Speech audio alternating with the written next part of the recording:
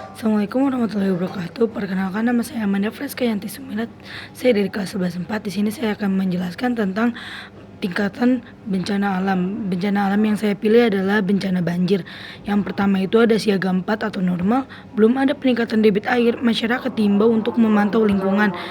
Dan yang kedua ada siaga 3 atau waspada, hujan yang menyebabkan genangan lokal namun belum krisis.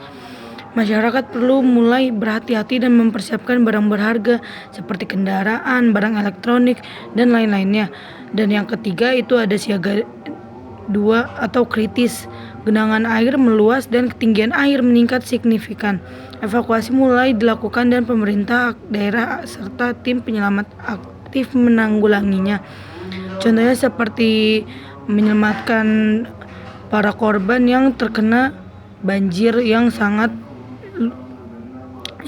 beresiko. Siaga yang terakhir itu ada siaga 1 yaitu awas. Banjir meluas dengan dampak serius. Adanya korban jiwa, kerusakan infrastruktur.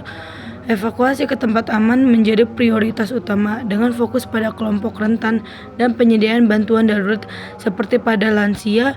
Itu dia sangat rentan jika terkena bencana alam. Jadi dia didahulukan terlebih dahulu. Pemirsa, bencana longsor masih menghantui sejumlah wilayah di Indonesia. Di Gunung Kidul, Yogyakarta, longsor menutupi jalan baru yang baru sebulan ini dibuka. Sementara di Muaro Jambi, bencana banjir makin tinggi dan meluas.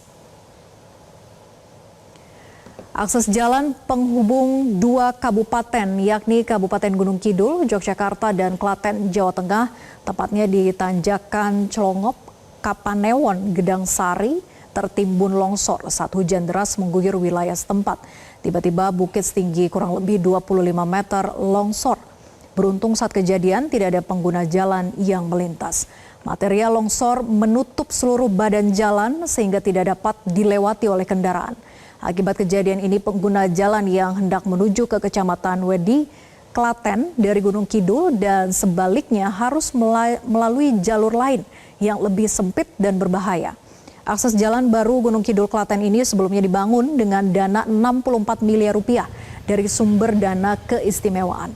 Jalan yang baru dibuka sebulan ini diharapkan dapat memudahkan aksesibilitas dua kabupaten termasuk mendukung tol Jogja-Solo.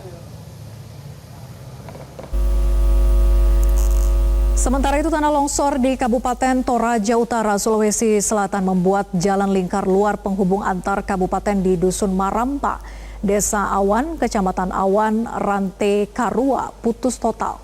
Akibatnya warga transmigrasi yang ada di SP1 Desa Awan maupun warga transmigrasi di SP2 Desa Batu Lotong terisolir.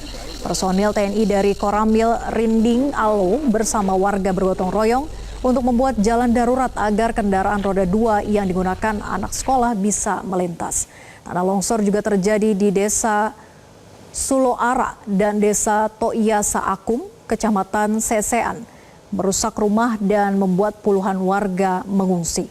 Sementara itu BPBD Toraja Utara menghimbau warga di daerah perbukitan untuk selalu waspada ataupun mengungsi jika hujan lebat turun sebab curah hujan tinggi diperkirakan masih akan terjadi hingga akhir Maret mendatang. Di mana nih?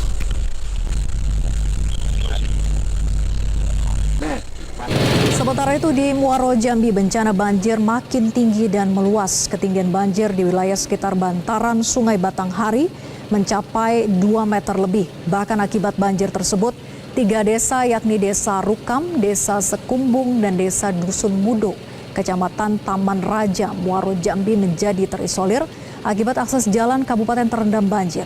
Puluhan warga yang tinggal di wilayah terparah bencana banjir Muaro Jambi mulai diungsikan ke posko penanganan banjir di ruang aula Kecamatan Sekernam, Muaro Jambi.